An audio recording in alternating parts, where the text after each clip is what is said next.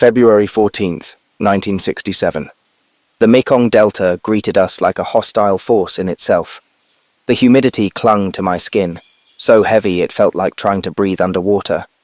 The air carried a stench I'll never forget, a potent mix of mud, rotting vegetation, sweat and diesel, with something faintly metallic that I couldn't place. Even now, I can't decide if it's the smell of war or just death lingering in the air. They told us we were here to search and destroy. The phrase had a cold, mechanical ring to it during training, a strategy we could recite without much thought. But stepping off the Huey into this alien land, those words took on a grim and unshakable weight. This wasn't just a tactic, it was a promise that every day would demand something from us, our sweat, our sanity, maybe our lives. On paper, the mission seemed straightforward. Find the Viet Cong, destroy their resources, and deny them any advantage. But nothing about this place was straightforward. The delta stretched out endlessly, a maze of murky rivers, rice paddies, and dense, suffocating jungle. Every shadow felt like it was hiding something, an ambush, a booby trap, or worse. The enemy wasn't just cunning. They were ghosts. They knew this land like it was an extension of themselves, moving silently through the trees and tunnels, striking where we least expected, and disappearing before we could react. Every step felt like a gamble, every noise a potential death sentence. The Delta wasn't just a battlefield, it was a predator, and we were intruders in its domain. March 2nd, 1967. Our first major operation brought us into a village deep in the Delta, one the brass said was a suspected Viet Cong supply depot. We approached cautiously, M16s raised, every step deliberate and slow. The heat was oppressive, the air thick with tension. The village was too quiet. No dogs barking, no chickens clucking, no children playing. Just silence. A heavy, unnatural silence that made the hairs on the back of my neck stand on end. The first shots came from the tree line, sharp bursts of AK-47 fire that shattered the stillness. The sound was deafening, almost disorienting. They knew we were coming. They always do. The Viet Cong turned the terrain into a weapon, using the dense foliage to conceal themselves. They fired from hidden bunkers, quick and precise, then vanished into tunnels before we could return fire. Chaos erupted. We responded with M60 machine guns, unleashing a torrent of bullets into the jungle, but it felt like firing into shadows. Smoke filled the air, mixing with the acrid smell of gunpowder and the metallic tang of blood. The screams of the wounded cut through the noise, a reminder of just how real this all was. Henderson was the first to go down, a single round tearing through his chest. He dropped instantly, his eyes wide with shock.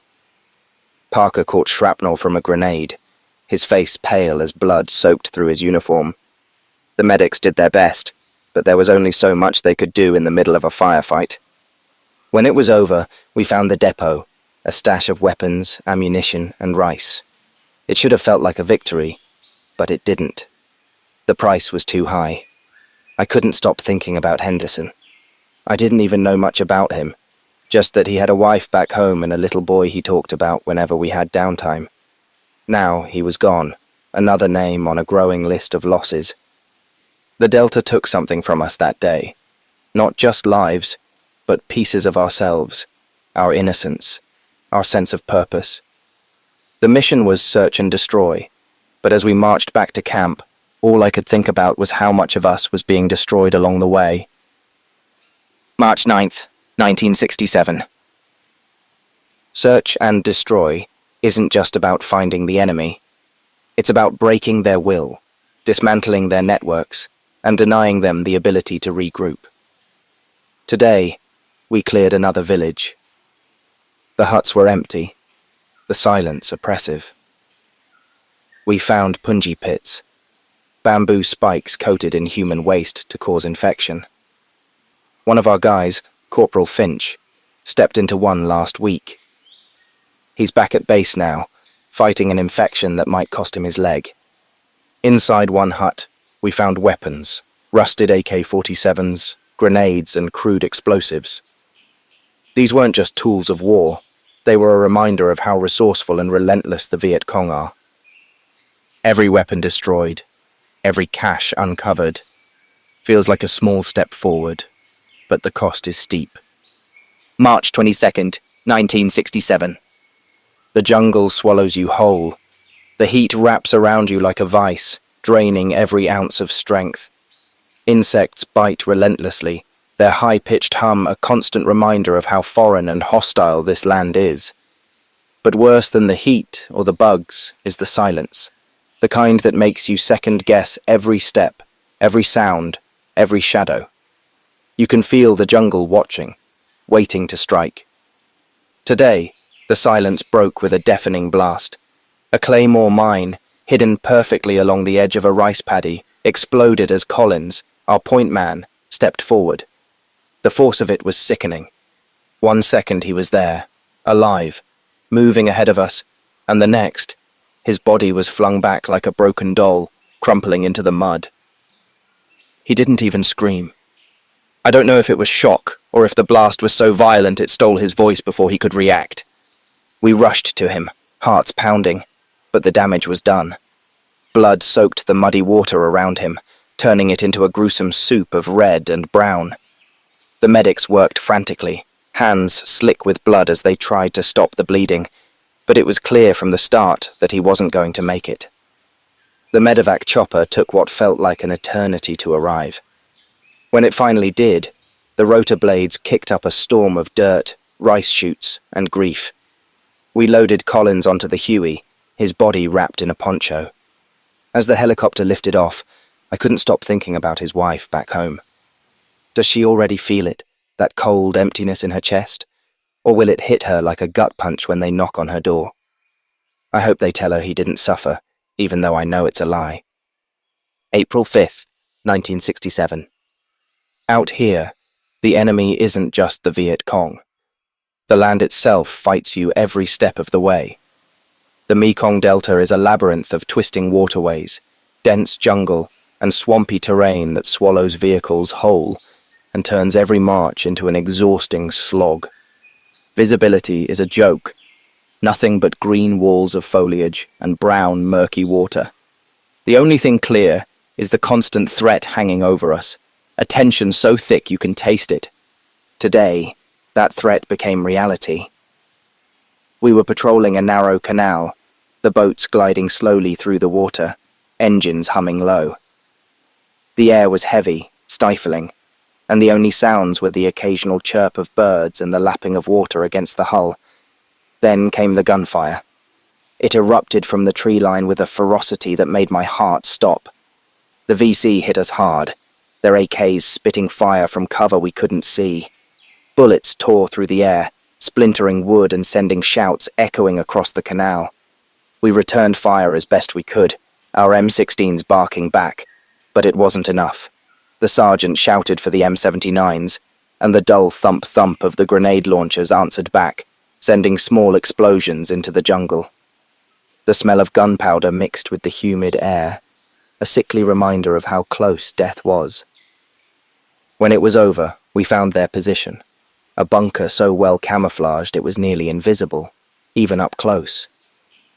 Inside we found maps, rifles, and enough ammunition to supply an entire squad. But it was the personal items that stopped me. A tattered photo of a family, the edges worn from being handled so often. A child's drawing, crude but full of love. It's easy to hate the enemy when they're just shadows in the jungle. It's harder when you see reminders that they're people too, fighting for their lives, their homes, their beliefs. As we burned the bunker and its contents, I couldn't shake the image of that photo. Somewhere, that man's family might be waiting for him, just like Collins's wife waits back home. And in this godforsaken war, none of us knows if we'll ever get to go back. We're all just pawns in this deadly game, fighting for something we barely understand, leaving pieces of ourselves behind with every step forward. April 10th, 1967. Search and destroy is grinding us down. We've been told this mission is crucial, that every VC we root out brings us closer to victory. But it feels like trying to empty the ocean with a bucket. The enemy is elusive, and for every cache we destroy, another seems to spring up in its place. The psychological toll is immense. Every rustle in the bushes feels like an ambush waiting to happen. Every step could be a landmine. Sleep is a luxury none of us can afford. I find myself dreaming of home, of my mom's cooking, my dad's terrible jokes, and the sound of the front porch swing creaking in the wind. April 15th, 1967. Today we burned a village to the ground. Intel said it was a Viet Cong stronghold. We found weapons and tunnels, so maybe they were right. But watching the flames consume those thatched roofs, I couldn't help but feel hollow. Somewhere in the chaos, I saw an old woman crying, clutching a child who wouldn't stop coughing from the smoke. This isn't what I thought war would be. I signed up to defend my country, but here I am, destroying someone else's home, wondering if we're the villains in their story. Search and destroy is supposed to cripple the enemy, but it's crippling us too. The jungle, the heat, the constant fear, it's all wearing us down. Every day, I wonder if I'll make it out of here.